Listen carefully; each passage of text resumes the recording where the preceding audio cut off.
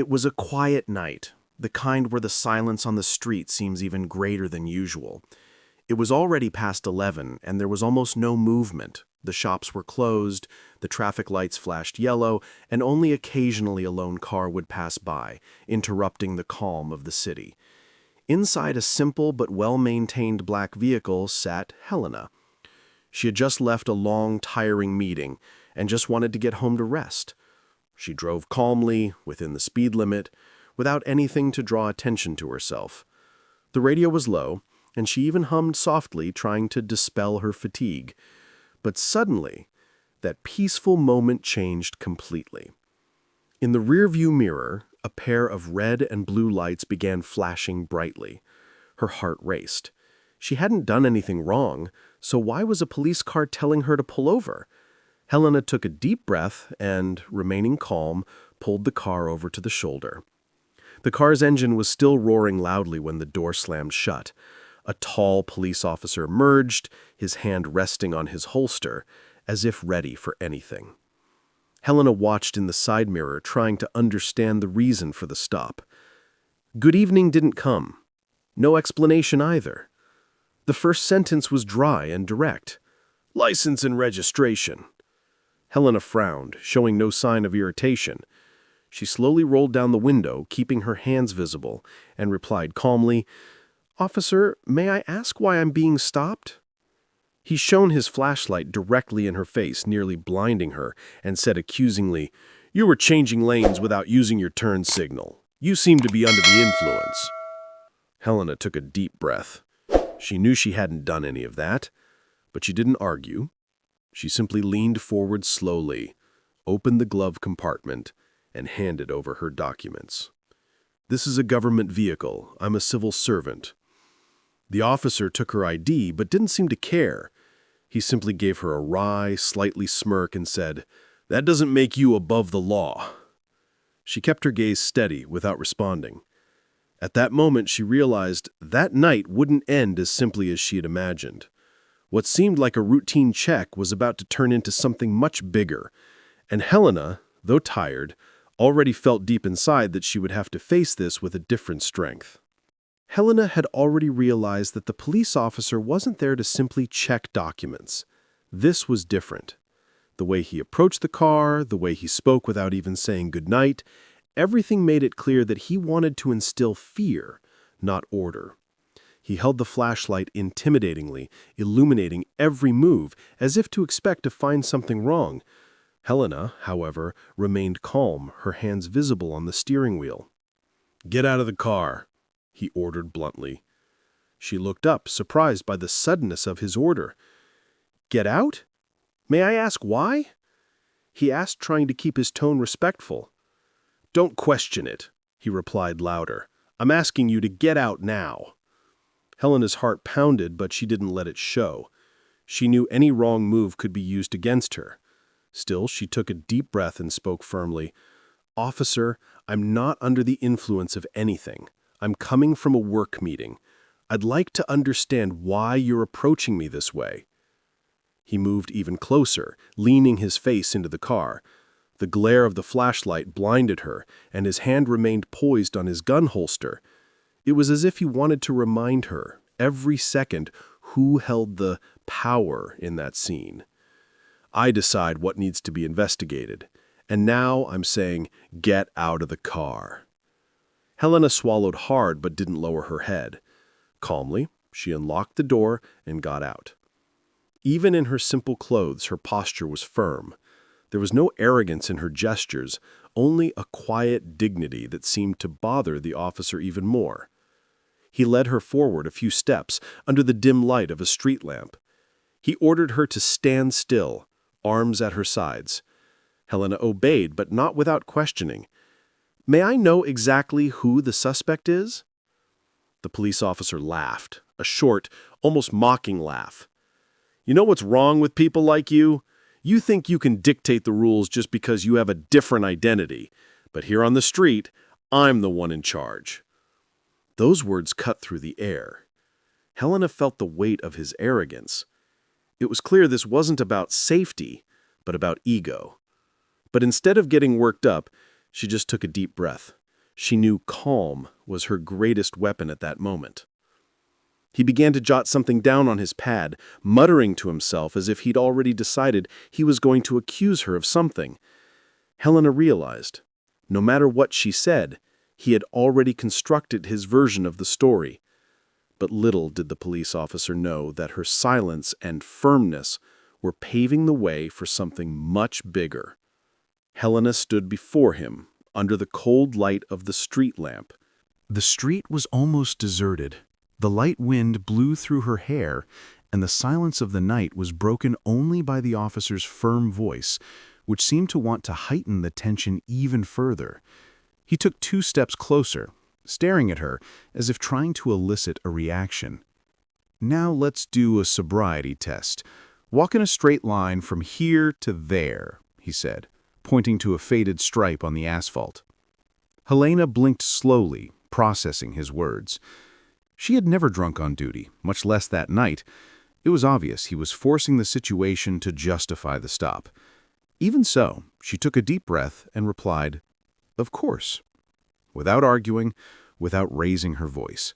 She simply accepted because she knew the best response would be serenity.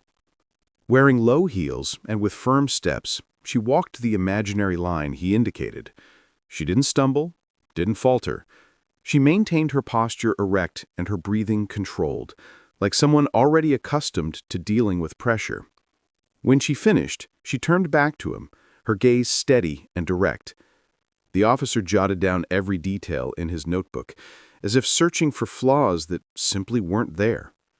Helena watched him, and a phrase echoed in her mind. "Don't give him what he's looking for. He wants a reaction. He wants me to lose my temper. I won't give him that."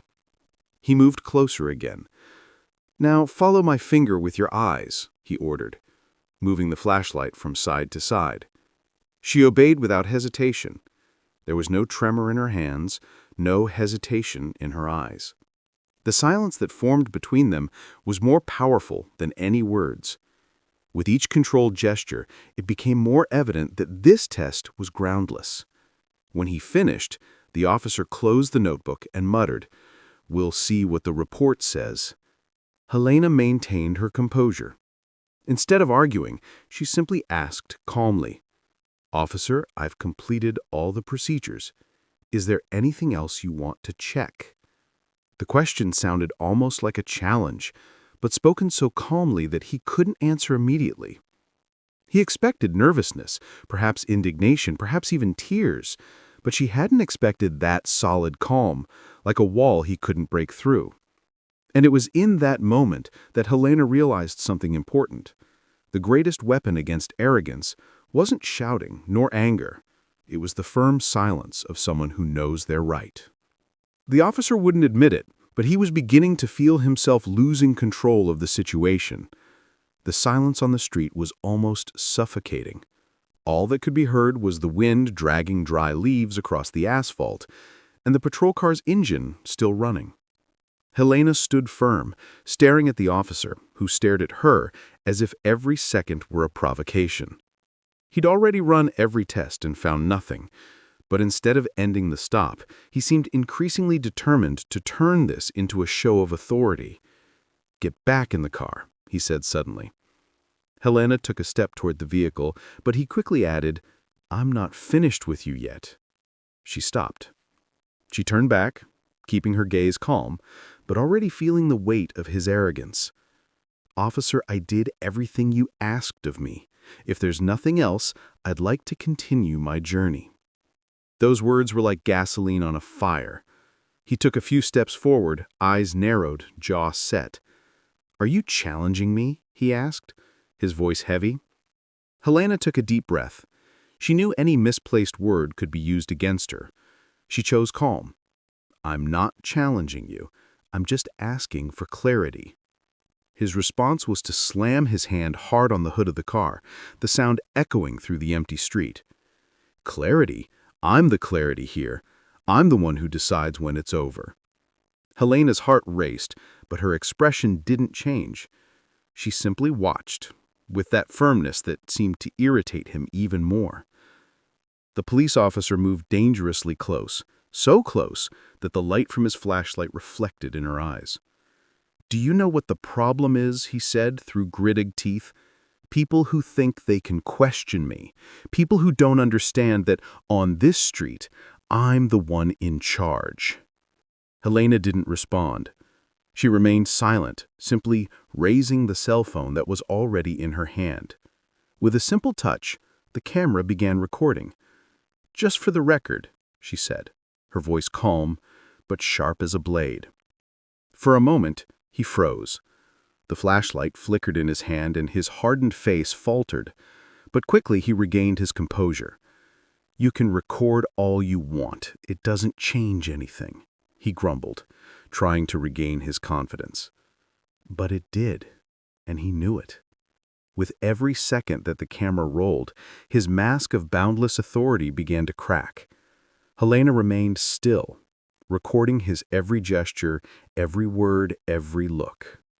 Her calm wasn't just resistance, it was a shield. And behind that shield, a certainty was born.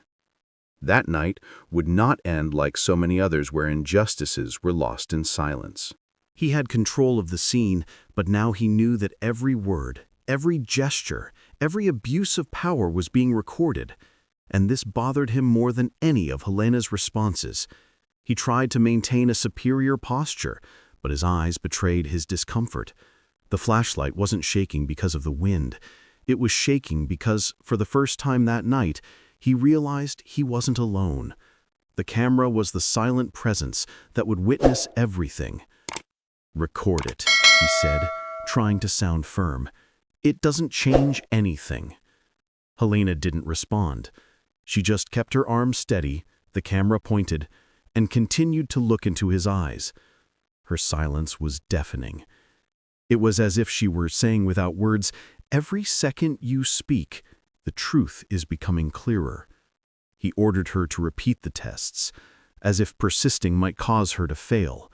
Helena walked straight ahead again, followed the movement of the flashlight with her eyes, touched her nose with her hands, all without hesitation. The video recorded every detail, her calmness and his almost desperate insistence. "You think you're so clever, don't you?" he teased, his face already red. Helena raised the camera a little higher, illuminated by the glowing screen. "I'm just making sure the truth isn't lost." These words hit him hard. He tried to hide it with a short, mocking laugh, but his tone no longer held the same firmness as before. Now it was defensive, almost nervous. After long minutes of awkwardness, he finally scribbled something on the notepad and held it out to her. "Here's your ticket. Lane departure." He said this without looking directly at her, as if he wanted to end it no matter what. Helena took the paper slowly. She read the absurd description and looked up at the camera again, then back at him. She didn't need to say anything.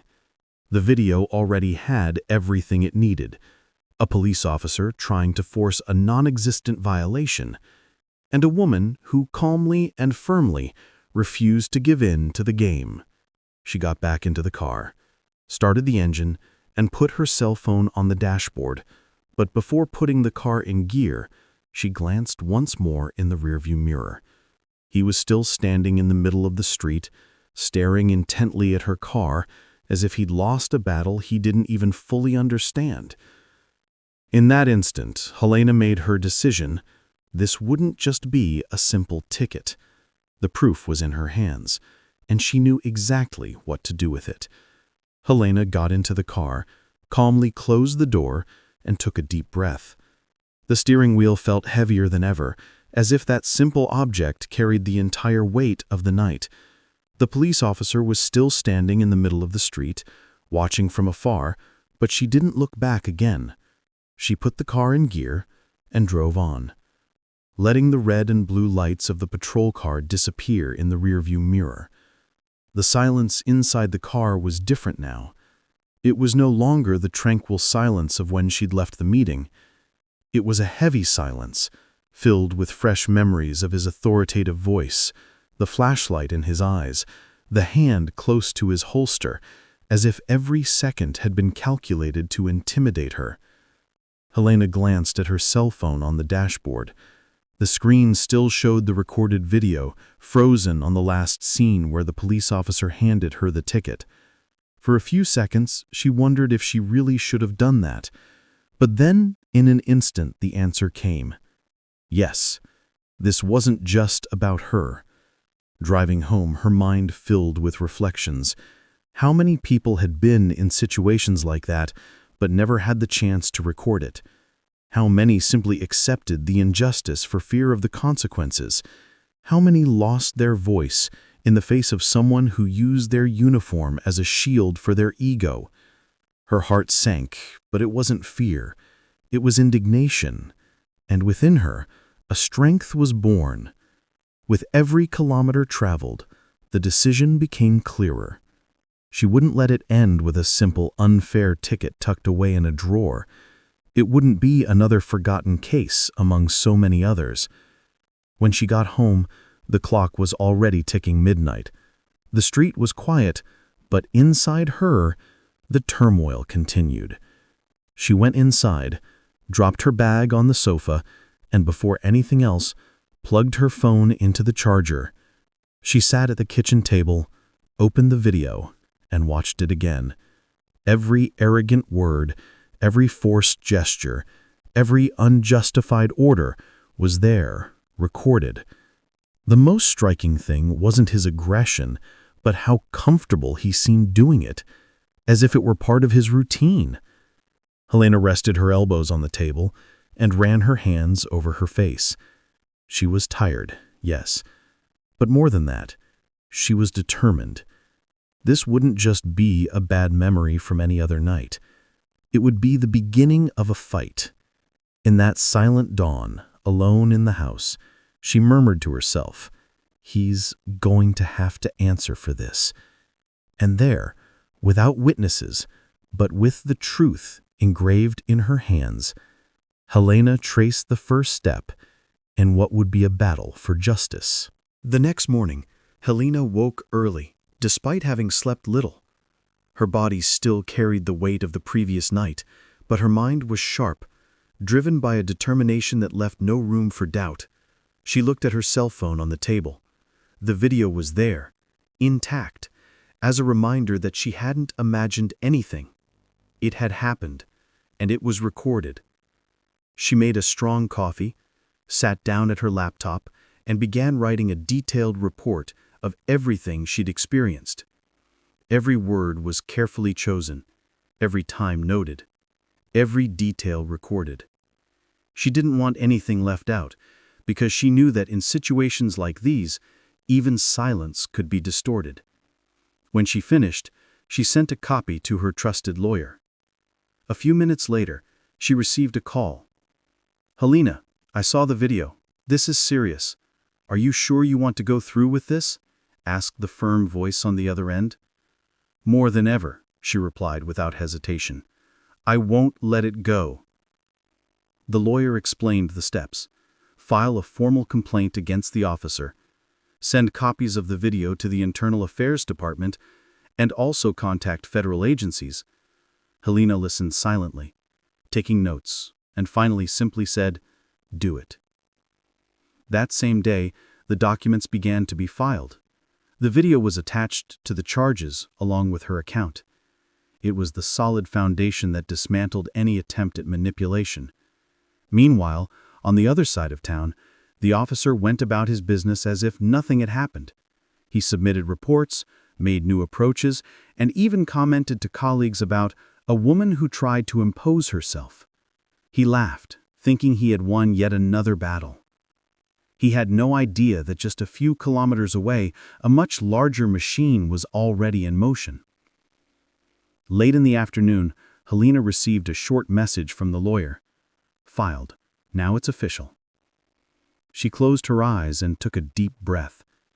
There was no turning back. The fight was on. Helena knew it wouldn't be easy. She knew stories of people who tried to challenge the system and ended up swallowed up by it. But there was something different there. She wasn't alone. She had the truth on record.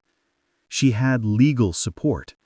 And above all, she had the courage that arises when injustice reaches an unacceptable limit.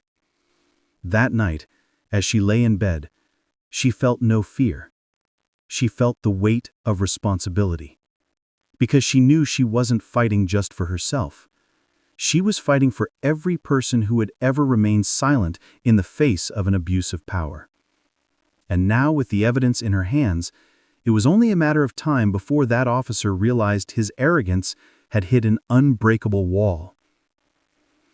The weeks passed more slowly than ever.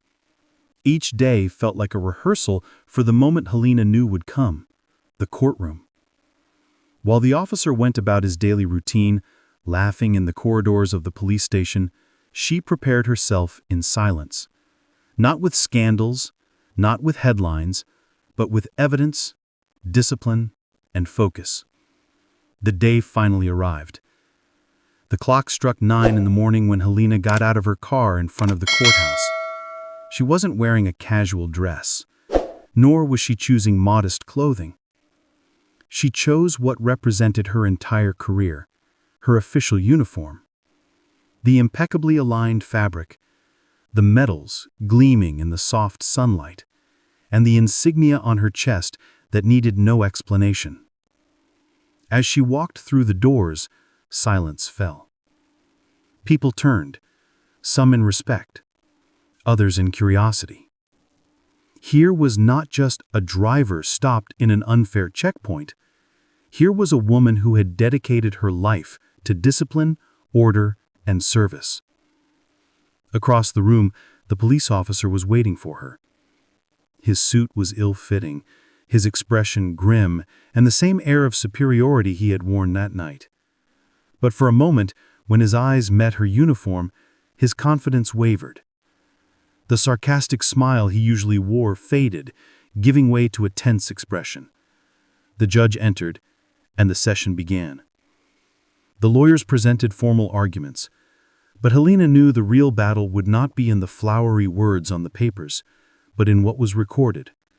When her lawyer called her to testify, she walked to the center of the room with the same posture she maintained on the field, firm, serene, unhurried. With each step, the sound of her heels echoed like a drumbeat announcing something greater. "Miss Helena, can you tell me what happened on the night in question?" the lawyer asked. She took a deep breath and told him. Without exaggeration, without dramatization, she described the silent night, the unfair approach, the unjustified orders, the intimidation. Her voice was calm, but charged with an impossible truth to deny. And then came the decisive moment. The video. First her cell phone.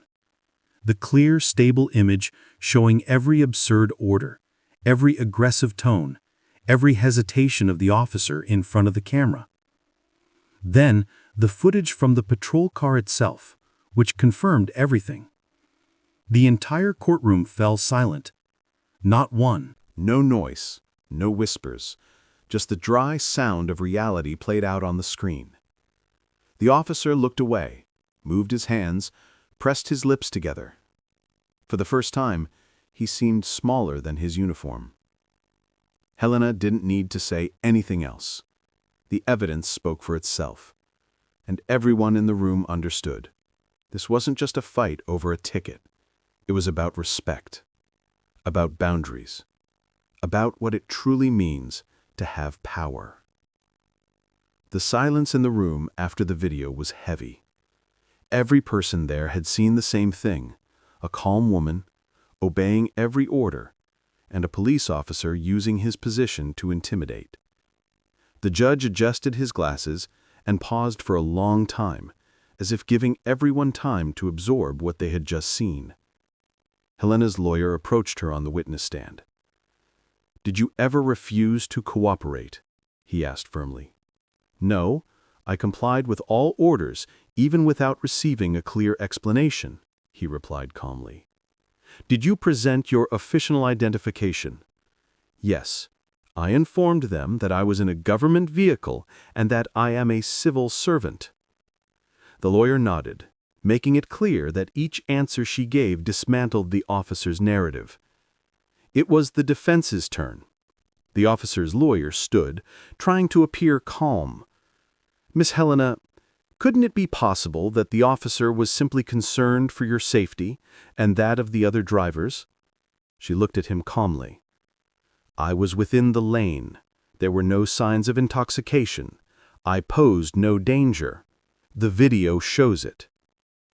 The lawyer took a deep breath and insisted, "But why record it if you had nothing to fear?" Helena didn't hesitate. "Because I've learned that silence doesn't protect anyone. Recording was the way to ensure the truth wouldn't be distorted." The answer fell like a weight on the room. Even the judge inclined his head slightly, recognizing the firmness of that statement. Then it was the officer's turn to be called. He walked to the front with stiff steps, trying to keep his expression, but the sweat on his forehead betrayed him. He sat up, straightened his body, and tried to maintain the same air of authority as always. The prosecutor began. "Sergeant, did you ever disobey your orders?" "She questioned," he replied, trying to dodge. "Is questioning a crime?" the prosecutor persisted. His silence was deafening. "Did she yell, make threats, resist?" "No." "Then why did she escalate the situation, demanding that I get out of the car without justification?" The officer clenched his fists. "I thought it was necessary." "Necessary for what?" He didn't answer. The entire room was watching him, and the weight of his own arrogance seemed to crush him. The prosecutor delved even deeper. "If you had known she was a federal employee, would you have acted the same way?" For a few seconds the officer was silent. Then he murmured, "Maybe not." That sentence echoed like a confession. It wasn't just a lack of protocol. It was abuse, prejudice, and ego. Helena watched in silence. There was no need to celebrate or provoke. The truth was exposed, naked, impossible to hide. And in that instant, everyone knew. His uniform no longer protected him. The courtroom was completely silent as the judge took the papers and began reading the verdict. Each word seemed to cut through the air. After reviewing the evidence presented, this court recognizes that constitutional rights were violated during the stop. It is hereby declared that the officer's conduct did not comply with the basic principles of professionalism and respect. Helena remained motionless. She didn't smile, didn't celebrate. She simply closed her eyes for a second, as if confirming to herself justice had been served. The judge continued, ordering the officer to be administratively punished and the fine annulled. Furthermore, he ordered the decision to be entered into a public record, so that it could serve as a reference in future situations. It wasn't just a piece of paper. It was a milestone. On the other side, the officer lowered his head. The man who had felt invincible in his uniform now seemed small, crushed by the weight of his own choices. There was no longer any arrogance in his gaze, only silence. As she left the courtroom, Helena was approached by her lawyer. "You did it," he said with a slight smile. She simply replied, "Not for me, but for everyone who never had the courage or the chance to fight." And she moved on. She didn't give interviews, didn't seek out cameras. She returned to her routine, to her work, to the life she had always led with dignity. But something had changed. Her story was now an example. Days later, in front of young apprentices at a lecture, Helena spoke about leadership. Not about war strategies or military tactics. She spoke about character. Many believe that a uniform or a badge brings automatic respect. But the truth is that respect isn't imposed by force. It's earned through daily choices, in the way we treat people. She paused, took a deep breath. He added, "The power we receive, be it a uniform, a position, or a title, is not a shield to abuse. It is a weight to be carried with discipline and responsibility. Anyone who doesn't understand this doesn't deserve to be in this position. The room fell silent. Not an empty silence, but a silence filled with impact, the kind that stays in the memory. Helena closed her folder, thanked everyone for their attention, and left without seeking applause, because she knew that the true value lay not in the recognition, but in the example set. And that night, which began with a simple traffic stop, had transformed into something much greater, a living reminder that one person's courage can pave the way for justice for many.